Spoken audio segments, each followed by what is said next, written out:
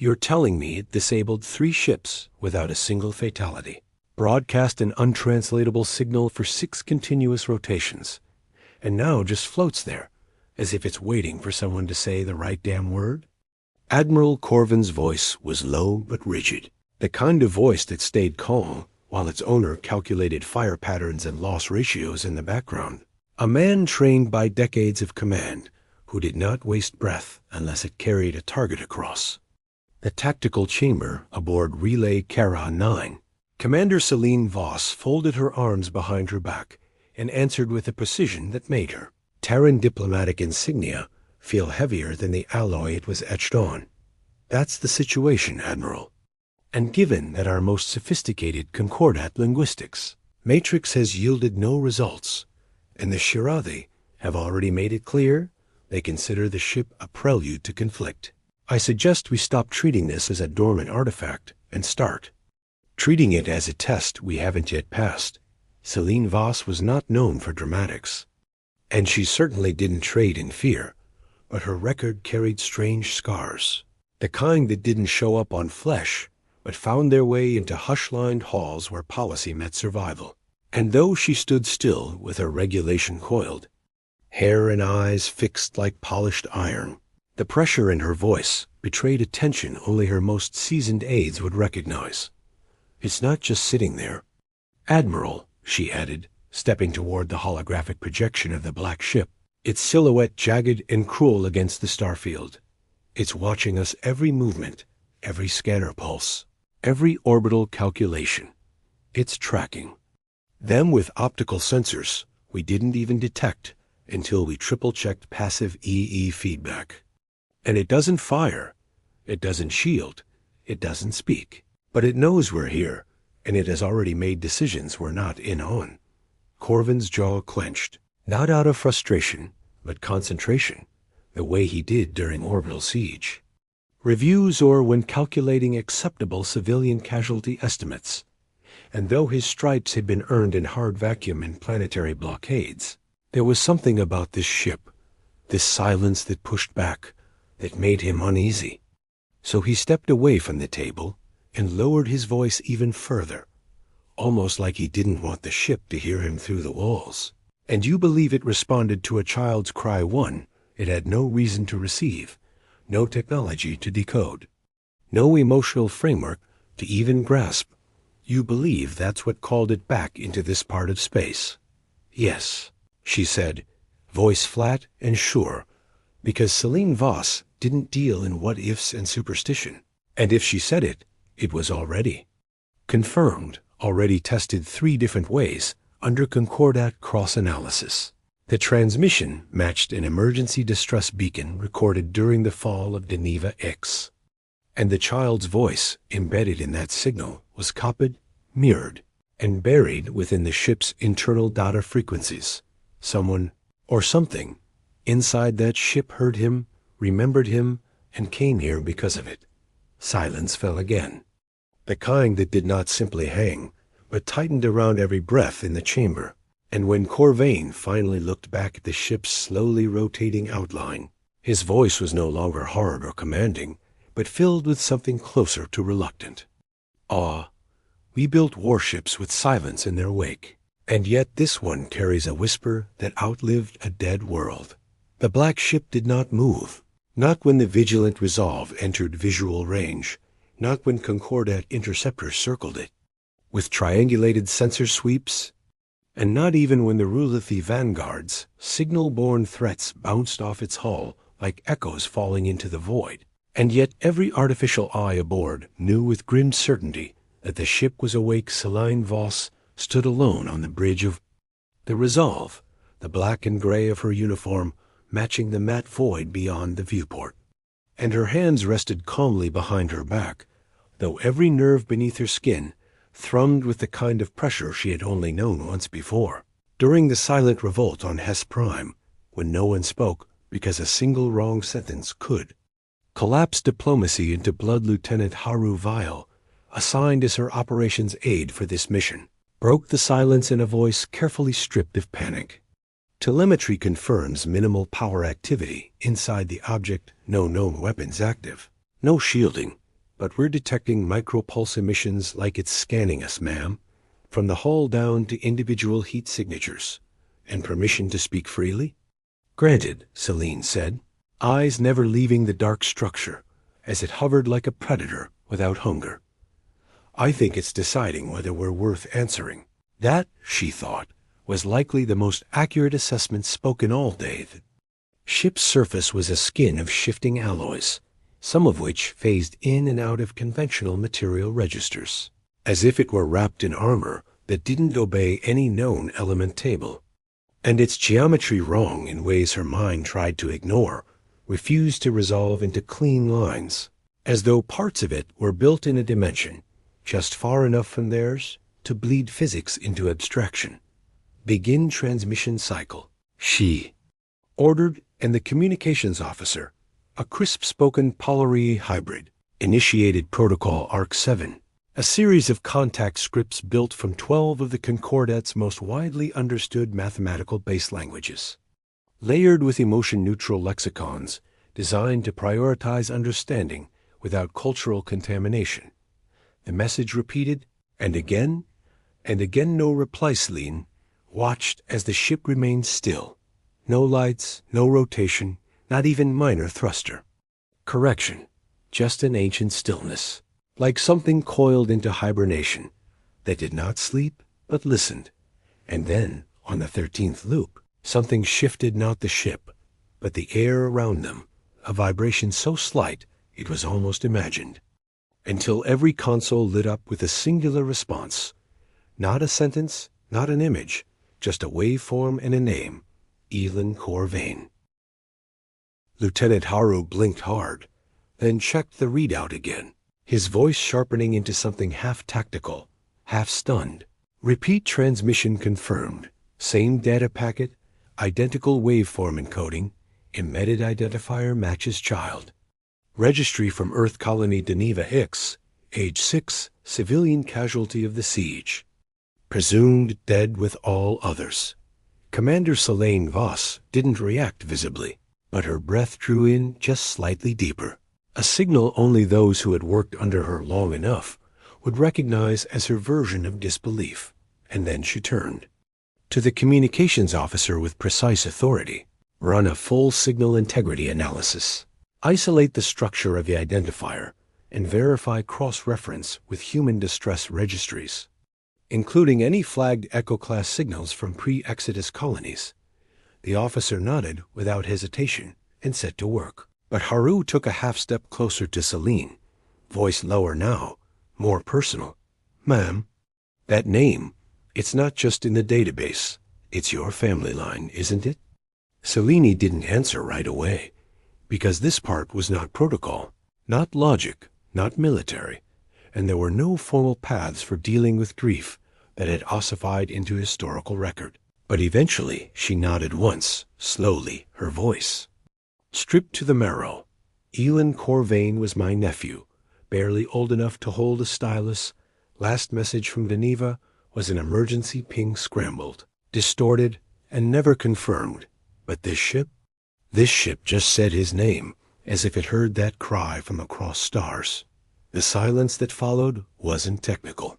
It wasn't command. It was the weight of memory being made real in a place where nothing human should have reached. And then, crew, disciplined and diverse though they were, felt something shift in the room. Not fear recognition. Lieutenant Vale cleared his throat gently, eyes scanning the black ship as if its edges might offer explanation. Is it possible, Commander, that the ship intercepted the original transmission? That it stored it somehow and just now relayed it back to us?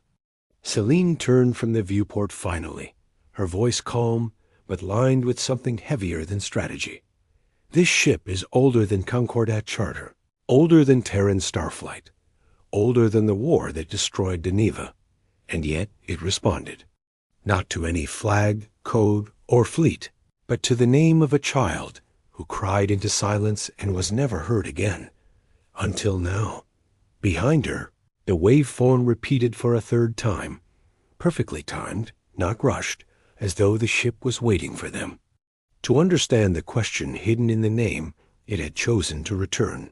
Council chamber aboard Relay Cora 9 was designed for control, for regulation of temperature, acoustics, and tension. But the atmosphere had thickened in the hours since the black ship's signal was confirmed. And now the representatives of 12 species sat in an arc of silence that felt tighter than a siege. Perimeter Admiral Run of the Dravari Coalition, tall and plated in bio-integrated armor that shifted with his breath, leaned forward and let his voice cut through the room. "You are suggesting, Commander, that the vessel this object with no known origin, no declared allegiance, and no political framework chose to respond to a signal that should not have survived the collapse of a planet, and in doing so bypassed every established Concordat channel to speak directly to you through the name of your blood, Celine Voss met?" His stare with the same flat calm she used during tribunal proceedings on Varos Prime, where failing to keep emotional tone below diplomatic thresholds could trigger formal reprimand. "No, Admiral, I'm not suggesting it. I am reporting it, as confirmed by the Council's own eye verification, waveform authentication, and human deep echo memory cross-match, all of which show a 99.9% certainty that the signal is authentic and that it originated from the black ship's current onboard database, the Polaris Strategos, whose species spoke in harmonic resonance overlaid by diplomatic synthesizers, tilted their heads slightly, an expression of inquiry. If this object has been dormant until now, how do you explain its decision to transmit that name of all? Names across the void at the exact moment your ship reached within visual range? Celine's answer came without delay, but each word carried the weight of calculation. It's not coincidence, it's intent. This ship is not lost or broken. It's listening. It didn't respond to Concordat protocols because it has already judged our systems to be irrelevant or insufficient. But it responded to the human signal of a dying child, one that was never answered in time.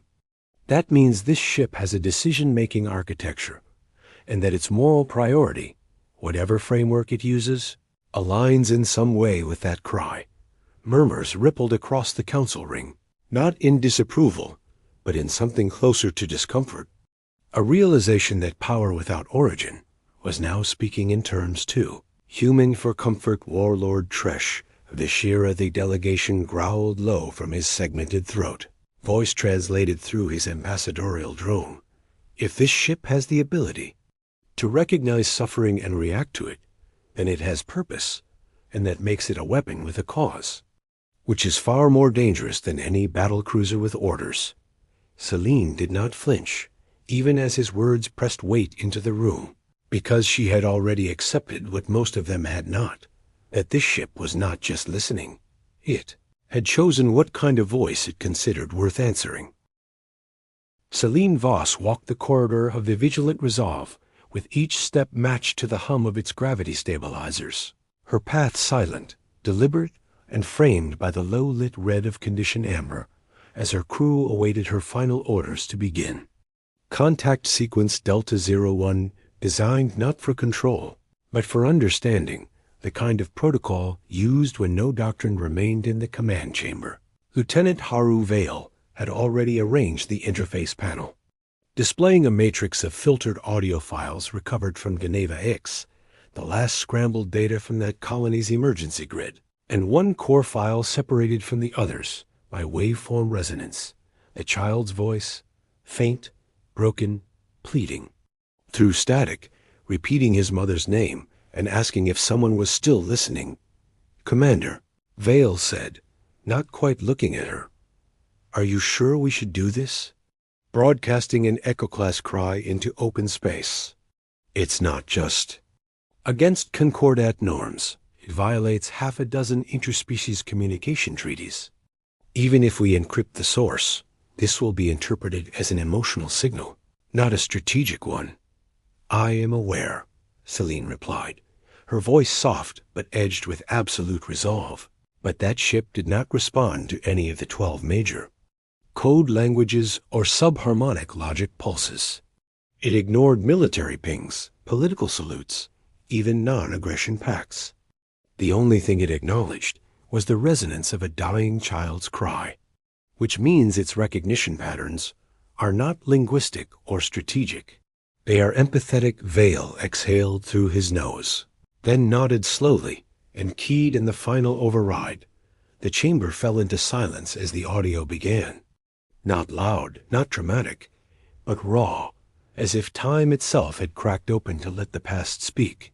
The boy's voice looping gently, frayed by distortion, but still recognizable as human. And as the signal broadcast toward the black ship, something shifted not. A power surge, not a weapon flare, not the sudden burst of reaction.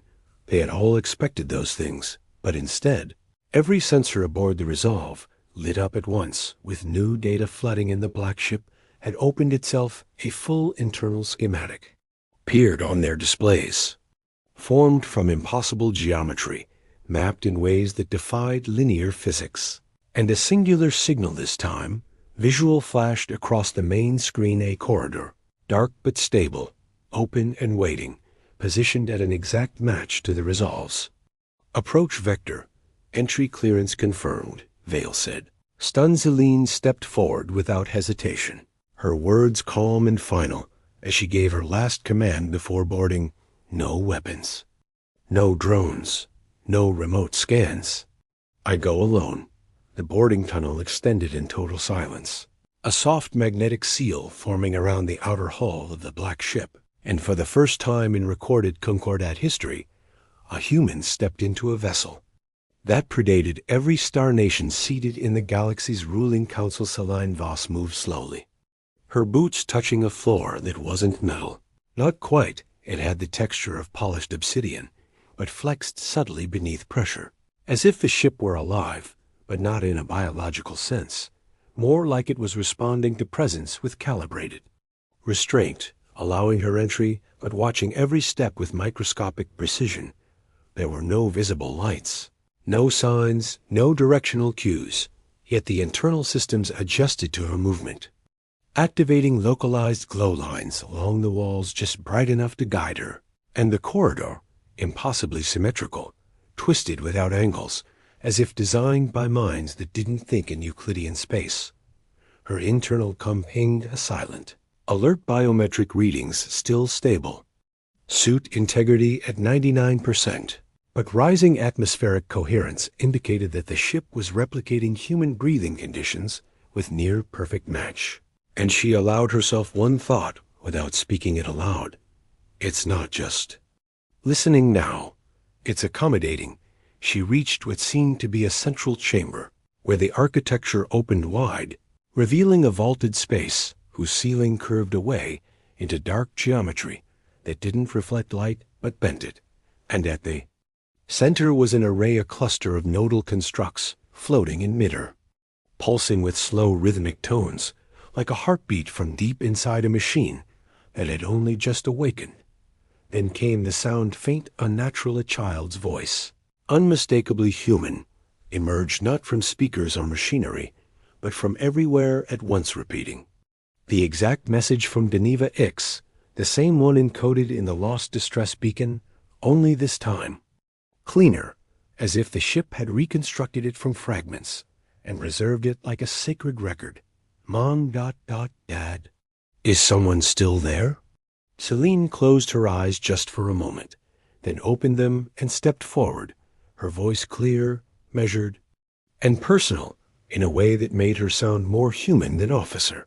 Yes, Elin, I'm here, the chamber responded with a subtle harmonic shift, and then the central construct activated fully, projecting not images, but memories, thousands of them, layered across space, showing systems under siege, ships breaking apart, lives ending not in violence, but in forgotten cries that had reached no one. And through it all, a pattern emerged, every signal, every voice, every unresolved plea catalogued, stored, and archived within this vessel. It had not come to fight. It had come because it could no longer ignore what others had chosen to forget. In the hours that followed, Celine Voss transmitted everything she saw from inside the black ship, carefully filtered through command encryption, relayed to Relay Cora 9, and routed through Concordat diplomatic firewalls that were still struggling. To decide whether this vessel was a relic, a threat, or something far more consequential. But not everyone chose patience without formal declaration. A fleet emerged from subspace in the Ordos belt, bearing the crest of the Shirathi Dominion. Not the forward exploratory wing, but a full war contingent with siege-class warforms, cloaked infiltration cutters, and an energy signature that left no ambiguity about its purpose. Relay Cora 9 went on full alert, and Admiral Corvine stepped into war posture without hesitation, his orders slicing clean through the hesitation that had paralyzed the Council for days. Deploy outer perimeter fleets, active deflection grid, all fire control protocols hold until they break approach vector. I want optics on their command vessel in under 3 seconds. Celine received the alert through her wrist console inside the black ship, and though her heartbeat spiked, her expression did not shift because she already knew this was inevitable. Shirathi believed in control through demonstration, and a ship that refused to respond to their intimidation had left only one message in its silence: "You are not in charge here." But the black ship remained motionless even as the Dominion fleet swept into formation and locked targeting solutions on Relay Cora 9's orbital defense rings. Even as the Concordat forces prepared for the largest interstellar confrontation since the Sindar riots, the ancient vessel made no aggressive movement, no shield pulse, no weapon flare until the civilians began transmitting distress signals.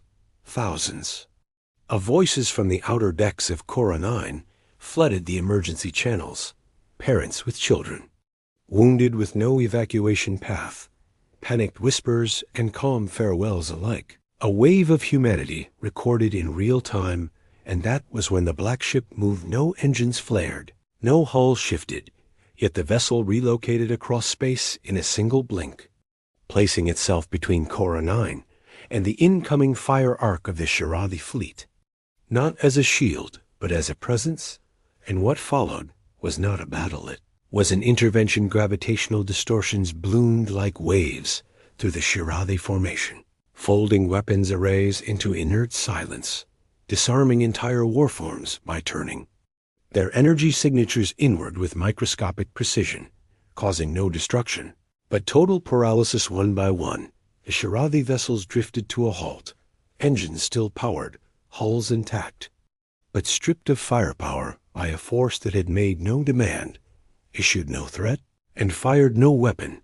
The only message it transmitted to the entire grid was a single line, repeated once in human standard and once in the Shirathi dialect: "You were heard.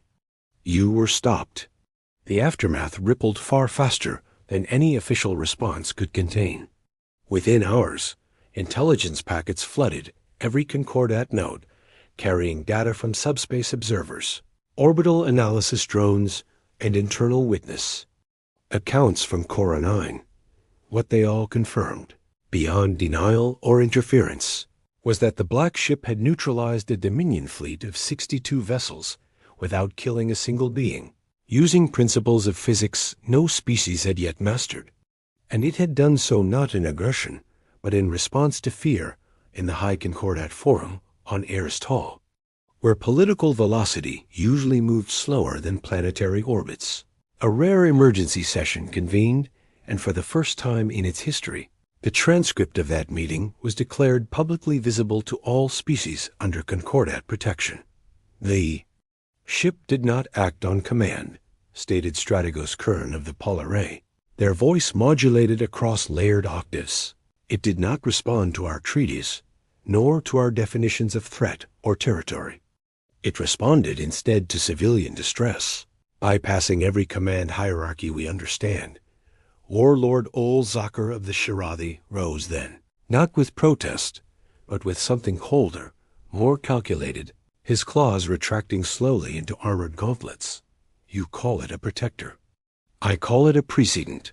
What else will it defend? What rules does it follow, and who wrote them?"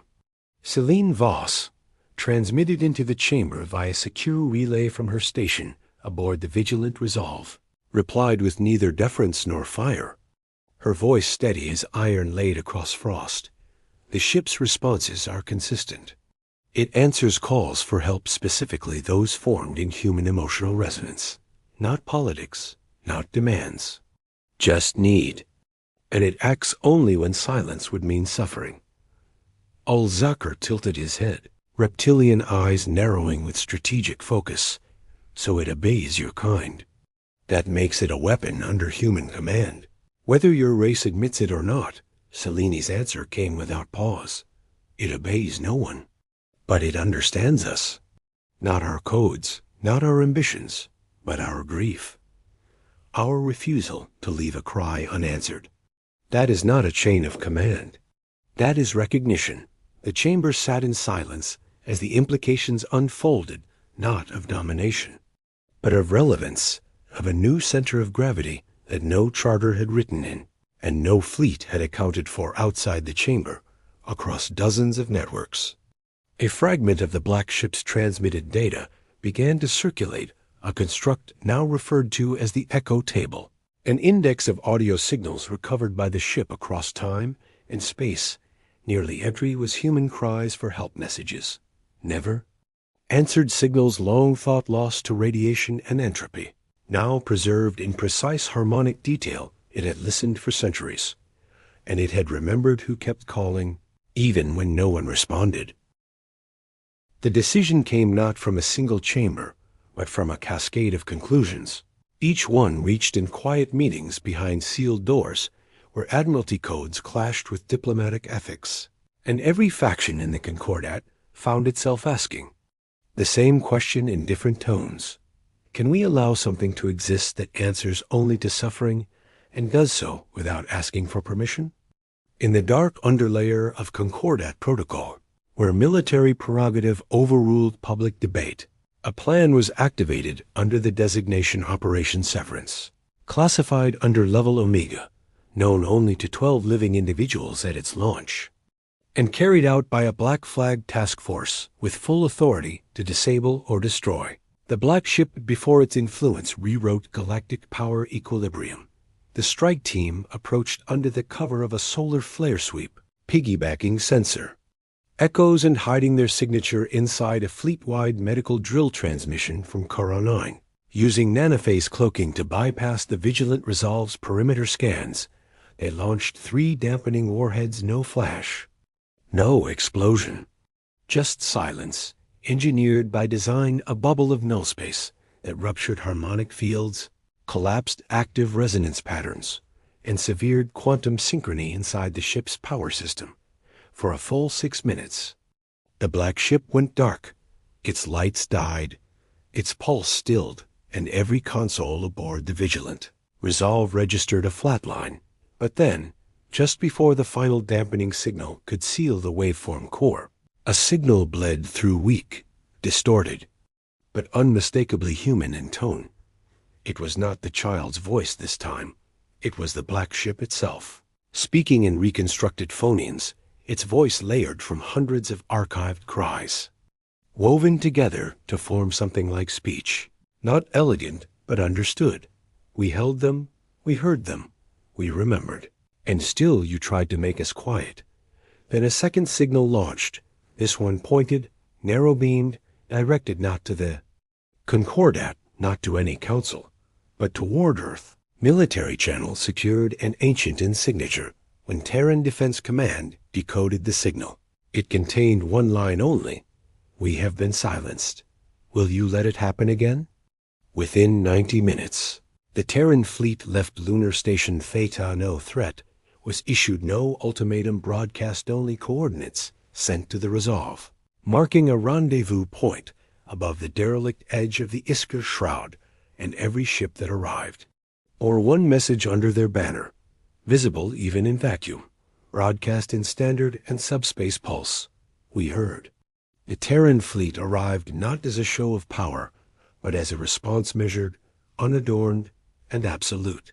2 dreadnoughts from the Sol Core Treaty Lines, 5 tactical cruisers from the Orion Conflict Recovery Fleet, and a single diplomatic carrier bearing no weapon systems at all.